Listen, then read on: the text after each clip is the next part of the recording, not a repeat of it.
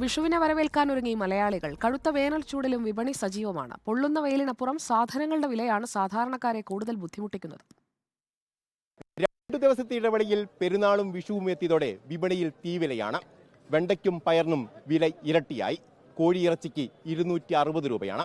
എങ്കിലും മാർക്കറ്റ് ഇപ്പോഴും സജീവം. നാടും നഗരവും വിഷു തിരക്കിലായതോടെ വിപണിയും സജീവമായി.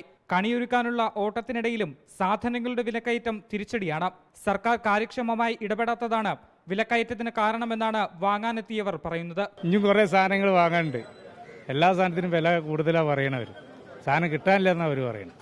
എന്നാൽ വിഷു പെരുന്നാളൊക്കെ ആയിട്ട് ഒന്നിച്ചതിനെ കൊണ്ട് എല്ലാ സാധനത്തിനും വിലയാണെന്ന് പറയും.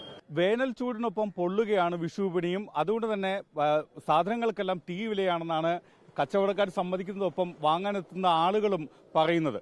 എന്തായാലും ഈ വിഷു ആഘോഷിക്കാനുള്ള തിരക്കിലാണ് മലയാളികൾ. കടുത്ത ചൂട് വിഷു വിപണിയെ ബാധിക്കുമോ എന്ന ആശങ്കയിലാണ് കച്ചവടക്കാർ. വൈകുന്നേരത്തോടെ വിപണി സജീവമാകുമെന്നാണ് പ്രതീക്ഷ. സാധാരണ മുൻ വർഷങ്ങളിലൊക്കെ വിഷുവിനൊക്കെ ആ സമയത്തൊക്കെ വെയിലെങ്ങനെ ഇത്ര ഉണ്ടാകാറില്ല. അപ്പം രാവിലെ തുടങ്ങി അത്യാവശ്യം നല്ല തിരക്കുണ്ട് വൈകുന്നേരം വരെ. ഇപ്പം എന്താ വെച്ചാൽ വെയിലിൻ്റെ ചൂട് കാരണം ഉച്ച സമയത്ത് ആൾ വളരെ കുറയും. പിന്നെ അത് കഴിഞ്ഞ് വൈകുന്നേരം ആകുമ്പോൾ അത്യാവശ്യം തിരക്കാവും. അങ്ങനെയാണ് സംഭവിക്കാറ്. വിഷുവിനാവശ്യമായ കണിവെള്ളരി, കണിമത്തൻ തുടങ്ങിയ മിക്കതും എത്തുന്നത് തമിഴ്നാട്ടിൽ നിന്ന്. പ്ലാസ്റ്റിക് പൂക്കൾ വിപണിയിൽ ധാരാളമുണ്ട്. നാളെ പുലർന്നാൽ വിഷു. കണിയൊരുക്കാൻ മലയാളികൾ ഒരുങ്ങിക്കഴിഞ്ഞു. കണി വിഭവങ്ങളുമായി വിപണിയും സജീവമാണ്. വിവിധ ബ്യൂറോകൾക്കൊപ്പം reporter Ashin Diego, in reporter, Thiruvananthapuram.